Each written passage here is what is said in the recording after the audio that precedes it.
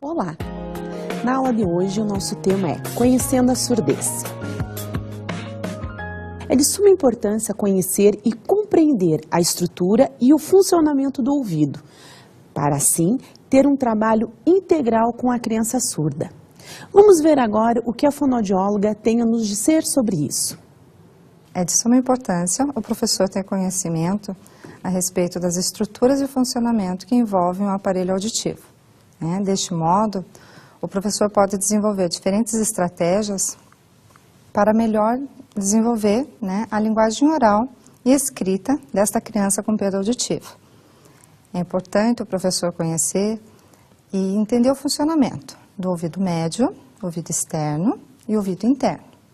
E a transmissão deste som ao cérebro, que vai fazer diferentes conexões em diferentes áreas do cérebro, que vão envolver a linguagem, a memória e áreas de associações. É importante relembrar que as crianças com perdas auditivas devem fazer exames auditivos periódicos. E é importante também as crianças que apresentam algum tipo de dificuldade na linguagem, dificuldade no aprendizado e que têm algum tipo de déficit de atenção, realizarem os exames auditivos de uma maneira periódica. É importante ainda o professor ter conhecimento dos diferentes tipos de perda auditiva, que é a perda condutiva, sensório-neural e mista. E ainda entender e compreender os diferentes níveis que a perda auditiva pode ter, que é leve, moderada, severa e profunda. Ele tendo isso em mãos e obtendo esses conhecimentos, ele com certeza pode elaborar diferentes estratégias que auxiliarão os seus alunos. Vocês viram como o conhecimento desse assunto vem contribuir para o trabalho com a criança surda em sala de aula. O que é surdez?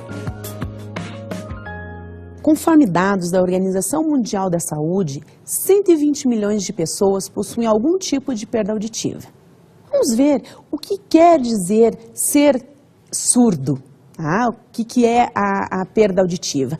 Vamos prestar atenção nessa locução. É considerada surdez qualquer tipo de perda de audição, parcial ou total, que pode ser temporária ou definitiva.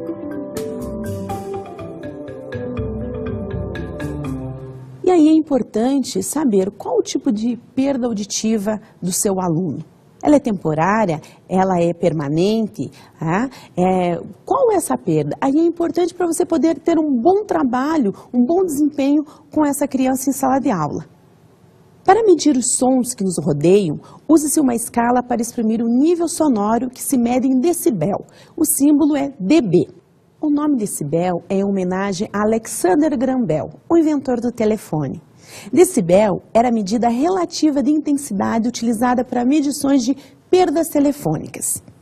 E hoje nós temos esses exemplos comuns do que nós podemos medir em decibéis. Então, exemplos comuns, A gente não tem dano nenhum para a nossa audição, então sem dano nenhum. Folhas de árvores, que é 0 dB. Quando é incomodativo, então aquele ruído que incomoda, é uma conversa normal, é 60 dB.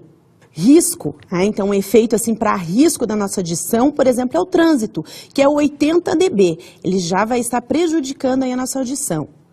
Lesivo para a nossa audição, uma motosserra, que é 110 dB. Altamente lesivo, esse efeito para a nossa audição. Avião a jato, ele compreende a 140 dB. Então, esses exemplos que eu acabei de dar a vocês, para a gente ter uma noção. Então, por exemplo, 60 dB, algo normal, então uma conversa normal. 140 dB, já é lesivo. Então, você começar a perceber o que é um barulho, um ruído tranquilo, os dBs que são positivos para nós, e o que já começa a lesar a nossa audição. Estruturas do ouvido. Embriologia da orelha humana. Como o feto reage aos sons produzidos pelo organismo da mãe e aos sons externos superiores a 90 dB. Então, por exemplo, o barulho de uma buzina, por exemplo, o feto já começa a estar escutando.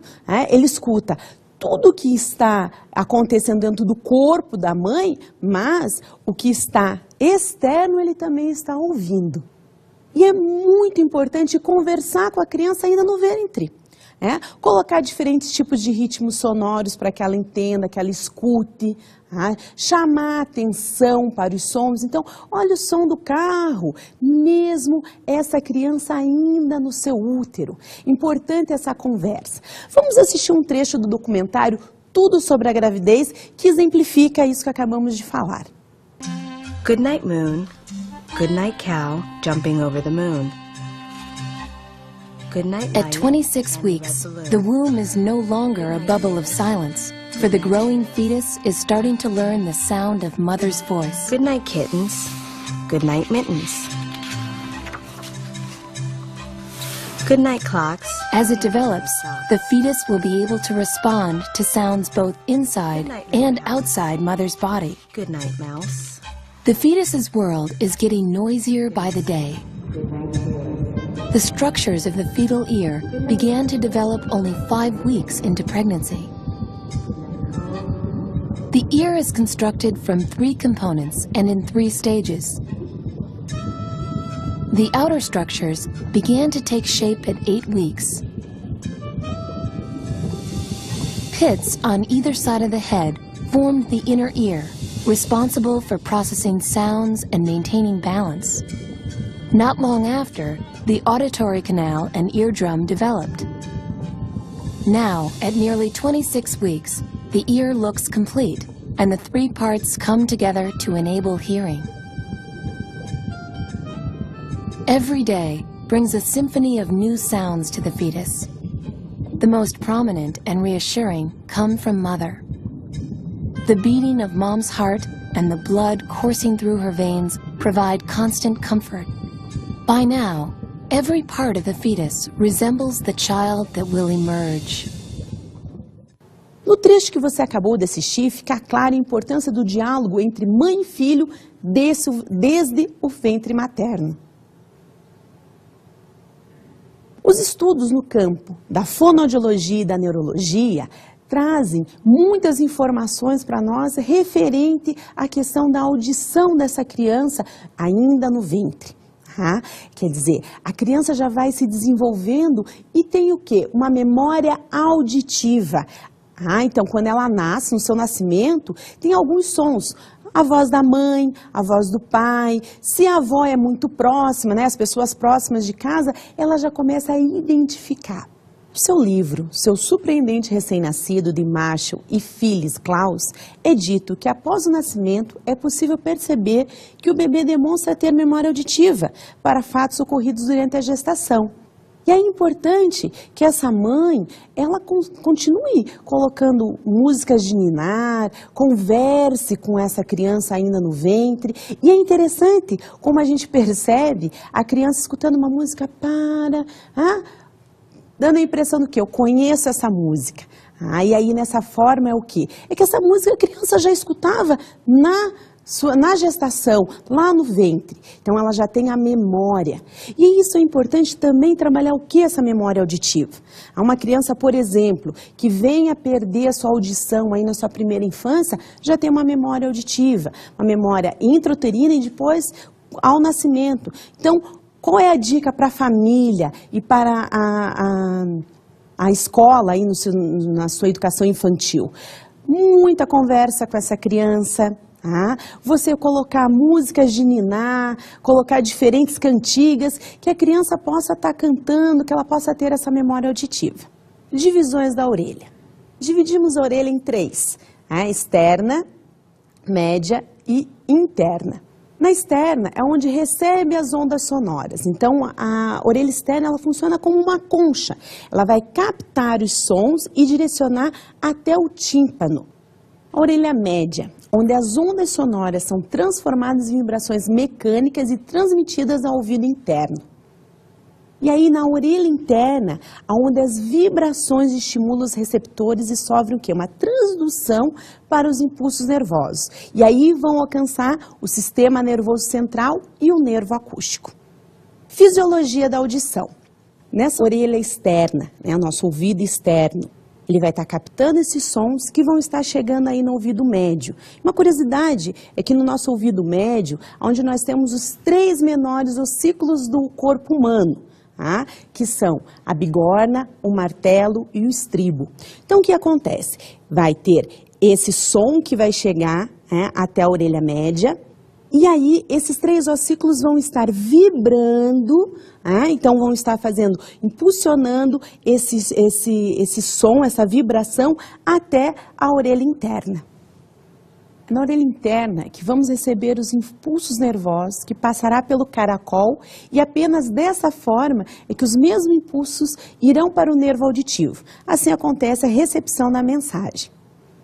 Portanto, a maior parte da orelha fica no osso temporal, que se localiza na caixa craniana. Além da função de ouvir, o ouvido também é responsável pelo equilíbrio. Segundo o Dr. José Geraldo Pavan, pessoas com problemas no labirinto têm com frequência dores de cabeça, no pescoço, na nuca, um aumento de sensibilidade à luz e ao ruído, irritabilidade, ansiedade e muitas vezes depressão. Podem ainda apresentar sensação de cansaço, diminuição da força muscular e de concentração, além de dificuldades de ler e de falar. Uma vez que o labirinto faz parte do ouvido, uma série de doenças afeta o equilíbrio e a audição simultaneamente. Então, quer dizer, a gente fica com aquela sensação meio zonza, tonta, e às vezes você fica perguntando, o que está acontecendo? E aí tem que fazer um exame para saber se realmente não é labirinto. Causas da surdez. Importante você saber qual a causa da surdez do seu aluno. Então, no primeiro momento, você já conhece a estrutura do ouvido, conhece já o ouvido externo, interno, médio, tem toda essa noção. E aí, por que essa criança ficou surda? O que aconteceu no seu caminhar, na sua história de vida, que ela ensurdeceu? Então, será que essa surdez foi congênita? Passada de mãe para filho, o que aconteceu? Então, nós temos vários tipos de surdez e uma delas é a questão de congênita, que aí a gente pode dividir em surdez pré-gestacional. Então, o que vem a ser a surdez pré-gestacional?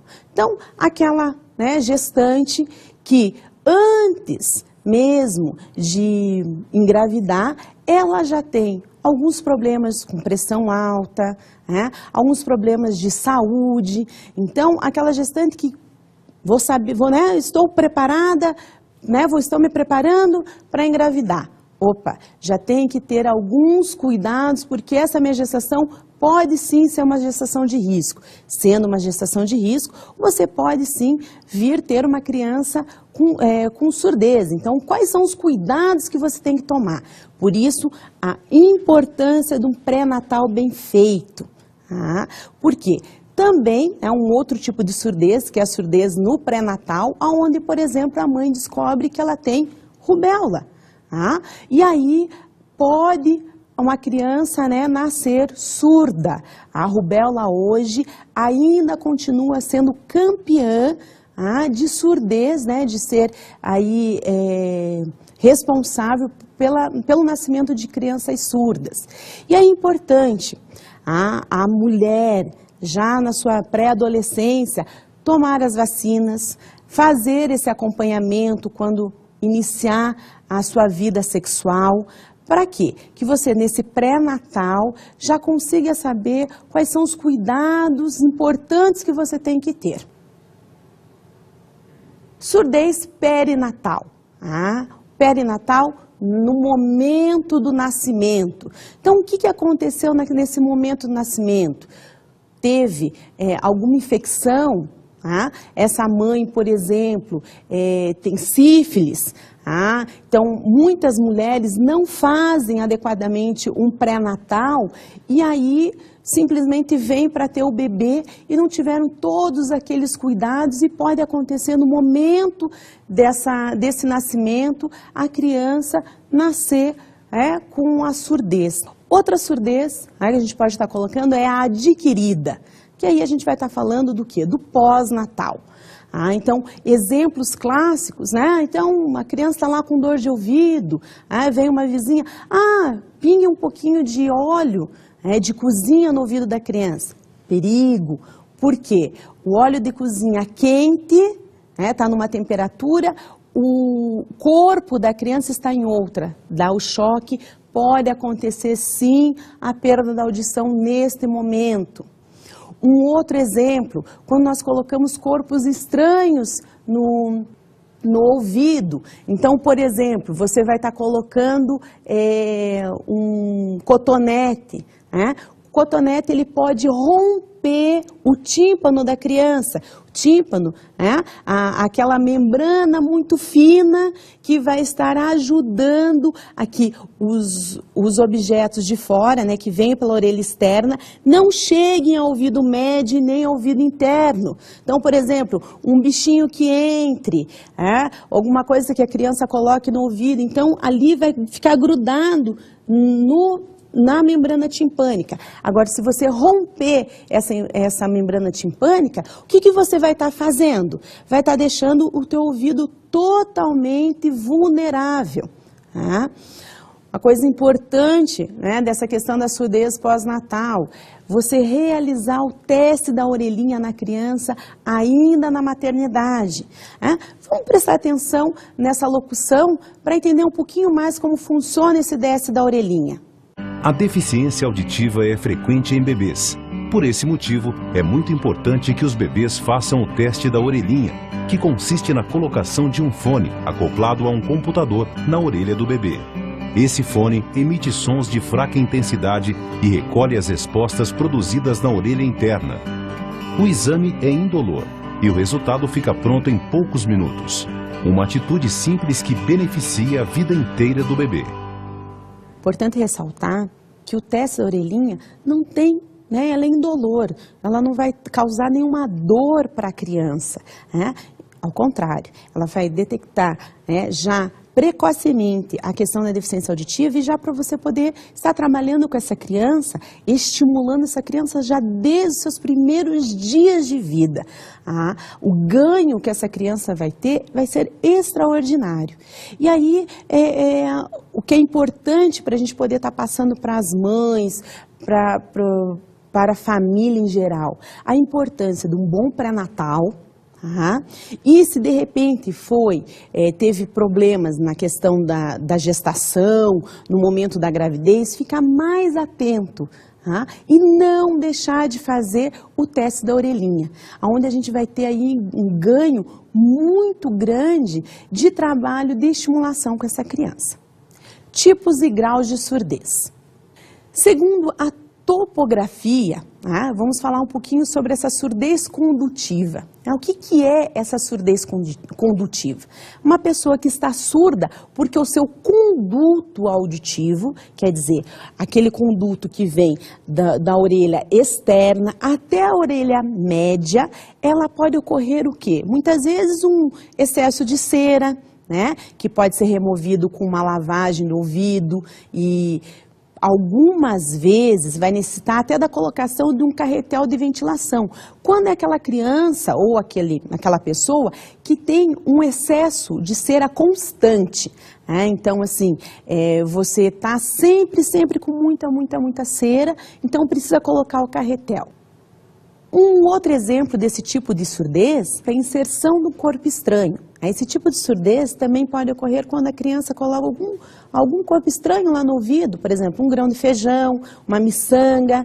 Então a criança coloca para brincar e ver. Então, muita atenção às crianças, porque isso, além de você estar colocando e tendo uma surdez temporária aí, condutiva, pode, é um corpo estranho aí, pode estar se transformando numa infecção e esta infecção aí sim pode estar fazendo com que a criança perca a sua audição, que ela fique surda. Um exemplo, uma criança numa escola, certa vez colocou um grão de feijão. Então imagine um grãozinho de feijão, num espaço úmido, o que aconteceu?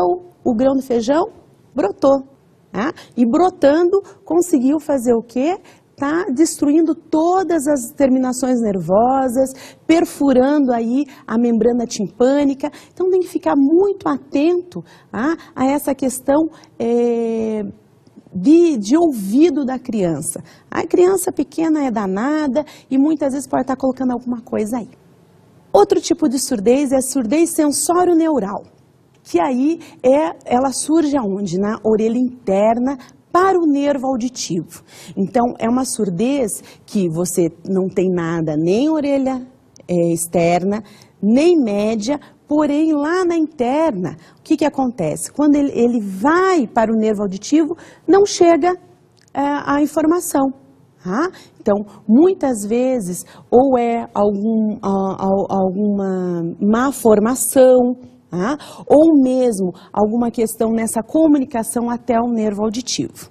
A surdez mista é quando você tem os dois casos da surdez, tanto a neural, quanto aí a condutiva também. Aí também podemos ter um caso da surdez central, que daí é de nervo auditivo central, Então vai estar envolvendo aí uma questão neurológica.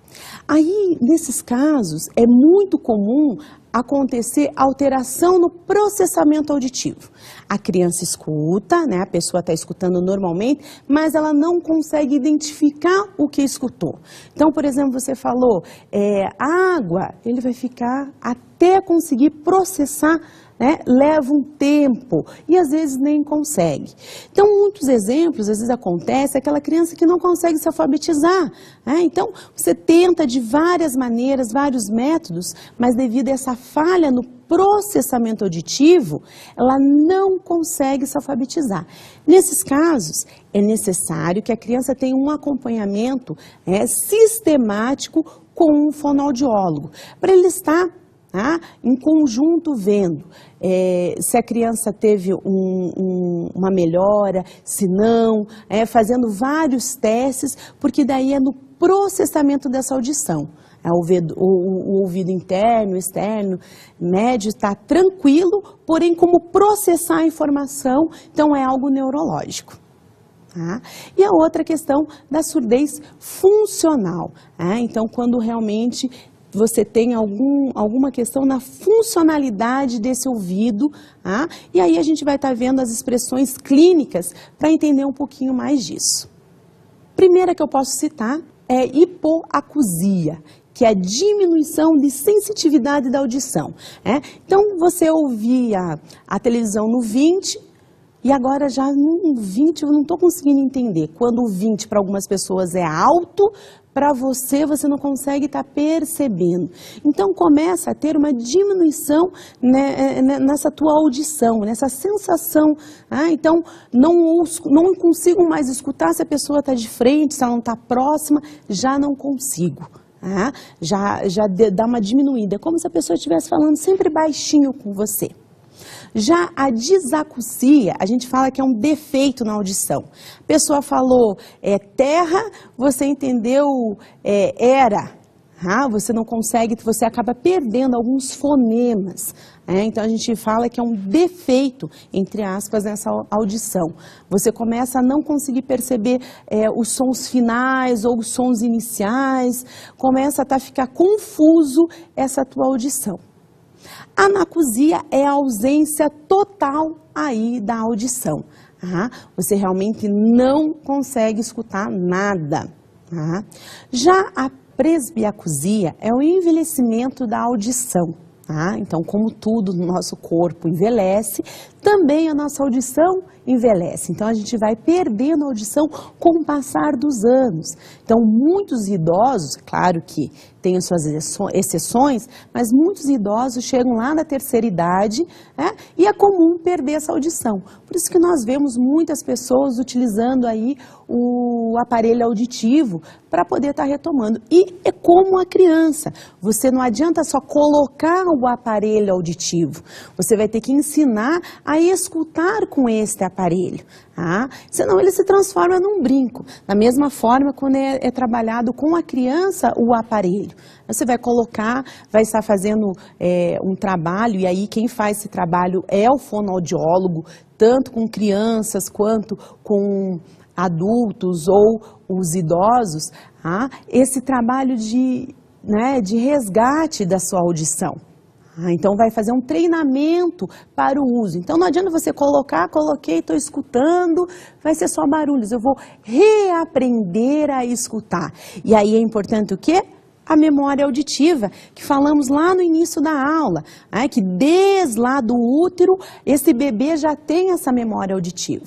Então, esse idoso vai ter que lembrar como é mesmo um barulho de uma folha caindo, de um passarinho cantando, um cachorro latindo, como que são esses sons?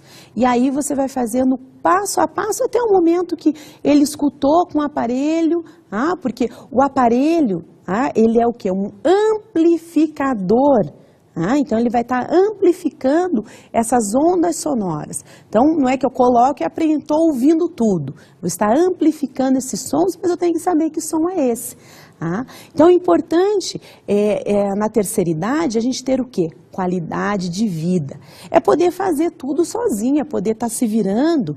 A gente está com uma idade avançada, porém, o que a gente pode estar fazendo? Então, cuidar dessa audição, ver se esse idoso está ouvindo, como que está essa qualidade da audição dele e, de repente, sim, está usando um aparelho e está tendo esse contato com o fonoaudiólogo para ensiná-lo como utilizar melhor, como tem que trocar a pilha, porque vou ficar 30 dias com a mesma pilha no aparelho. Não, tem que trocar aí de semana em semana, uma semana no máximo, está trocando essa pilha, estou ouvindo bem.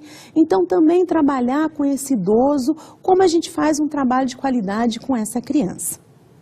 Vamos ver agora um quadro que detalha melhor como acontecem essas perdas, o que é normal e o que é considerado uma perda auditiva.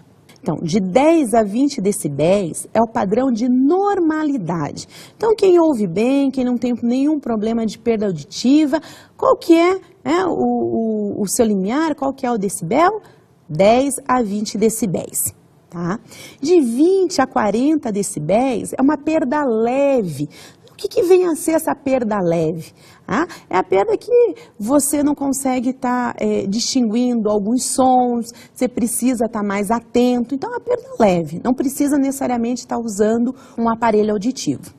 40 a 70 decibéis é uma perda moderada. 70 a 90 decibéis já é uma perda severa. E acima de 90 decibéis, uma perda profunda. Como vimos no quadro, nosso padrão de normalidade, então nossa audição normal é de 10 a 20, uma perda leve, e aí nós temos o que eu quero ressaltar, que é a perda entre a moderada até a severa, onde acomete muito mais a questão das crianças, onde existe a necessidade muitas vezes de estar usando o aparelho auditivo, um acompanhamento de uma fonoaudióloga. A questão também a gente tem que ressaltar é que o surdo não é mudo. Criança não fala porque não tem a questão da audição, não tem um feedback, e não porque é muda. Então a gente tem que desconstruir esse conceito de surdo-mudo. Não, surdo é uma coisa, mudo é uma outra coisa, e não necessariamente vão estar em conjunto. Trabalho na escola, com essas crianças, ela vai ser tanto em escola comum quanto em escola especial, sendo que se ela estiver numa escola especial, importante, a criança tem que ter um nível de surdez do moderado até o severo. Uma perda leve não deve estar numa escola especial, caso tenha na sua região, na sua cidade.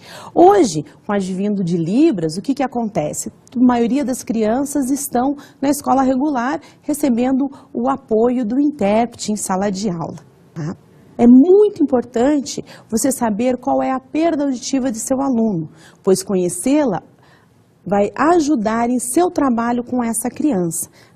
Esse envolvimento com o que essa criança tem, por que perdeu a audição, vai te ajudar como trabalhar com essa criança.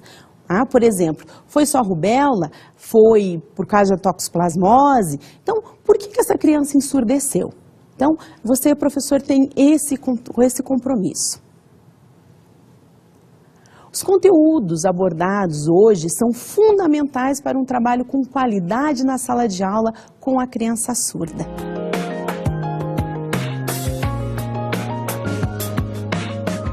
Surdez em linguagem, aspectos e implicações neurolinguísticas, de Ana Paulo Santana. O livro faz um estudo sobre como ocorre a construção da linguagem em sujeitos surdos e a relação dessa construção com a neurolinguística. Outro livro que eu indico é Seu Surpreendente Recém-Nascido, de Marshall e Phyllis Klaus, da Arte Média Editora. Esse livro nos faz mergulhar nos primeiros meses dos bebês. O livro aborda tudo o que um recém-nascido pode ver, ouvir, saborear, cheirar nos seus primeiros minutos e semanas de vida. Boa aula, professor!